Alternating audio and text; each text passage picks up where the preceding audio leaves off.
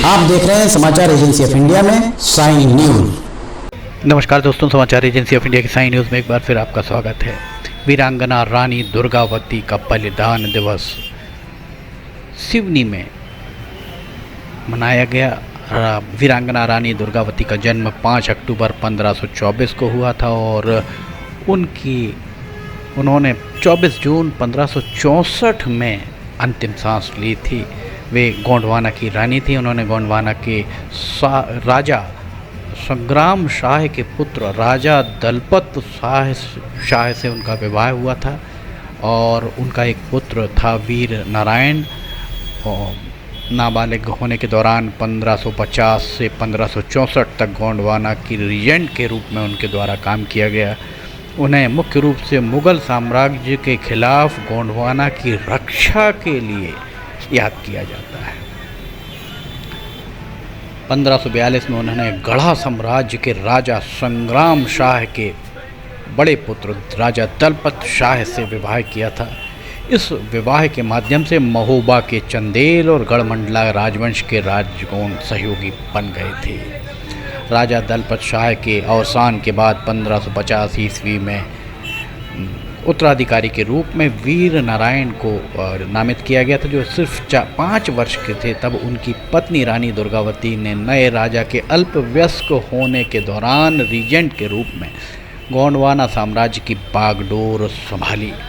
दीवान अधर कायस्थ और मंत्री मान ठाकुर ने रानी को प्रशासन को सफलतापूर्वक और प्रभावी ढंग से संभालने में मदद की थी। रानी दुर्गावती ने अपने पूरे राज्य में शांति, व्यापार और सद्भाव को बढ़ावा दिया था। इस दौरान उनके द्वारा अनेक लड़ाइयाँ भी लड़ी गई। रानी दुर्गावती भारत की एक प्रसिद्ध वीरांगना थी। उन्होंने मध्य प्रदेश में शासन किया था। बांदा जिले के कलिंजर किले में 1524 ईस्वी की दुर्गाष्टमी को रानी दुर्गावती का जन्म होने के कारण आपका नाम रानी दुर्गावती रखा गया था। नाम के अनुरूप ही वे तेज, साहस और शौर्य के साथ सुंदरता की भी प्रतीक मानी जाती थीं। महारानी दुर्गावती कलिंजर के राजा कीर्ति सिंह चंदेल की इकलौती संतान थीं। राजा संग्राम शाह के पुत्र दलपत शाह के साथ उनका विवाह हुआ था। दुर्भाग्य ही कहा जाएगा, विवाह के महज 4 वर्ष बाद ही राजा दलपत शाह का निधन हो गया।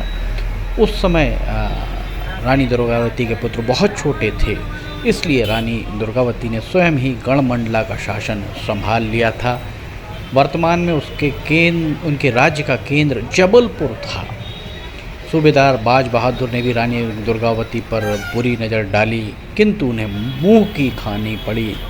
रानी दुर्गावती ने तीनों मुस्लिम राज्य को बार बार युद्ध में परास्त किया। पराजित मुस्लिम राज्य इतने भयभीत हुए कि उन्होंने गोंडवाना की ओर झांकना बंद कर दिया।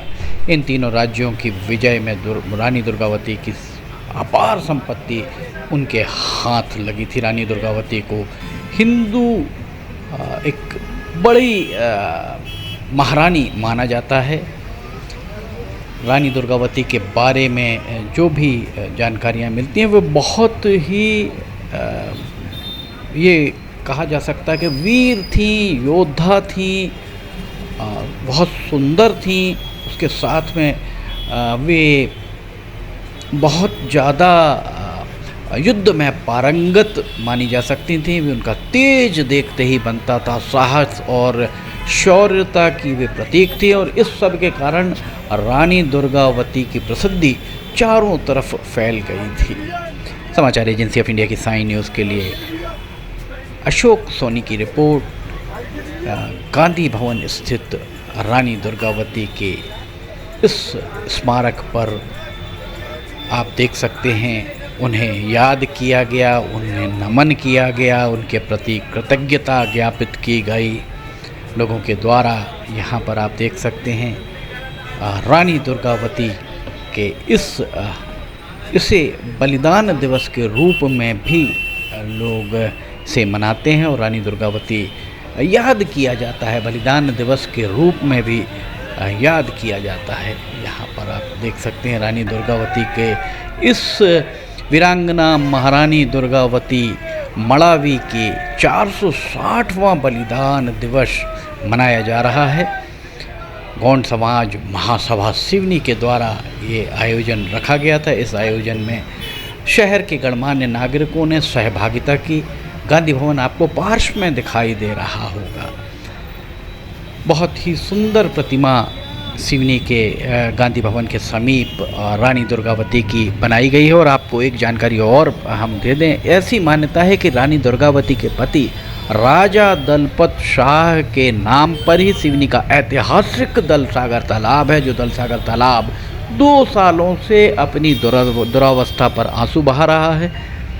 जिला मुख्यालय में इस तालाब के अस्तित्व में आने के बाद संभवतः पहला मौका होगा कि दूसरी बारिश में भी इसे शायद ही भरा जा सके।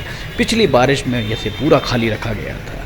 तत्कालीन सांसद, विधायक कोई भी इसकी सुध लेने को तैयार नहीं हो। ये हालत तब है जब सिवनी में नगर पालिका परिषद पर कांग्रेस का कब्जा है और प्रदेश में भाजपा है, सांसद विधायक भाजपा के हैं। समाचार एजेंसी ऑफ इंडिया की साई न्यूज़ के लिए अशोक सोनी की रिपोर्ट। अगर आपको ये खबरें पसंद आ रही हो तो आप इन्हें लाइक, सब्सक्राइब और शेयर जरूर कीजिएगा। नई जानकारी लेकर फिर हम हाजिर होंगे। फिलहाल इजाज़त लेना चाहेंगे। जय हिंद।